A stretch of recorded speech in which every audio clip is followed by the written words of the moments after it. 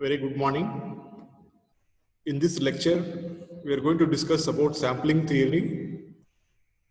So, in sampling theory, let us discuss the basic terminology first.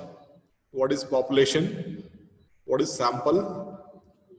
What is the size of the sample? Hypothesis, different types of hypothesis, type 1 and type 2 errors, level of significance, what is large sample and small samples, etc. So before entering into the sampling theory, let us discuss what are the applications. It plays very important role where the researchers carried out across all the countries globally. So it is very important to study the sampling before carrying out any research. It plays very important role in order to minimize the time and the cost involved in any type of research.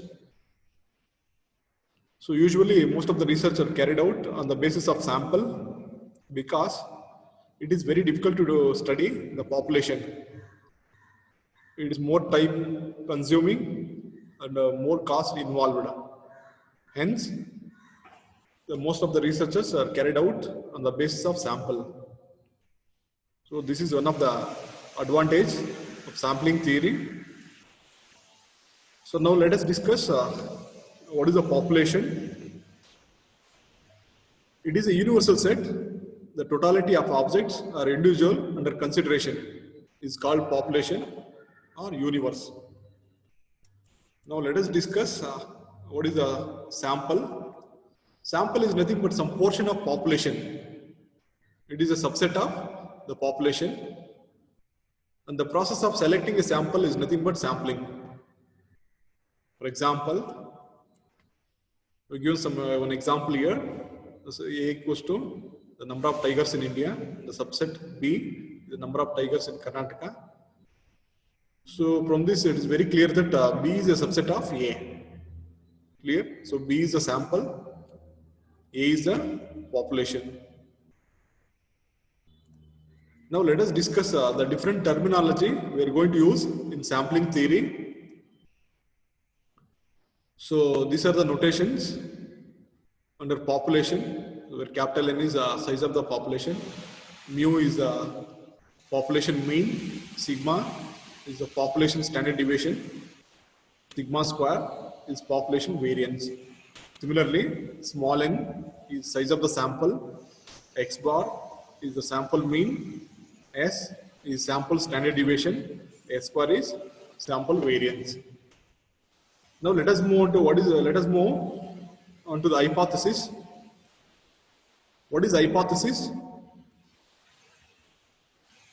It is a tentative assumption or predictive statement made by the researcher in view of the population. So there are various statistical methods to test the hypothesis. So for example, a t-test, chi-square test, f-test. So these are the some of the tests we are going to use to test the hypothesis. Hypothesis is classified into null hypothesis and alternate hypothesis, which is denoted by H0 and HA respectively. So when we are going to use null hypothesis and when we are going to use alternate hypothesis, let us discuss now.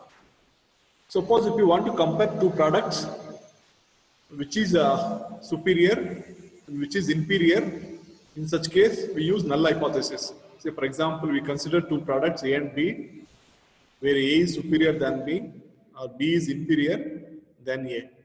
So the assumption is called the null hypothesis, which is denoted by H0. Similarly, the complementary to null hypothesis is called alternate hypothesis. That means there is no comparison between the two products A and B. That is, both the products are equally good. So which is nothing but alternate hypothesis.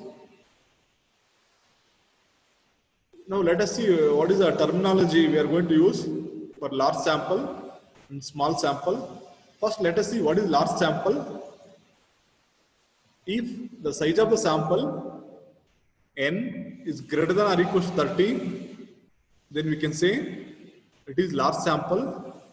If the size of the sample is less than 30, then we call it as small sample. So in case of large sample, the measurement is called the parameter. Similarly, the measurement associated with the small sample is called statistic. Clear? So it is nothing but the word which we are going to use. The large sample is the parameter. The computation which we are going to use for small sample is the statistic. Now let us move on to the type 1 and type 2 errors, which is very important in sampling theory, because it is very common that we do mistakes. So that kind of mistakes, we call it as errors. So usually we may do two types of errors while doing any kind of research. Now let us see what is type 1 and type 2 errors. Rejecting null hypothesis while it should have been accepted, it is called type 1 error, and complementary to type 1 error is called type 2 error. That means accepting null hypothesis while it should have been rejected is called type 2 error. So both are errors. So there is a chance of doing errors while doing the research. That means, let us summarize this. Rejecting H0 when H0 is true, it is type 1 error. In other words, accepting H0 when H0 is false, it is termed as type 2 error. Now let us discuss the level of significance which we are going to use in accepting or rejecting the hypothesis.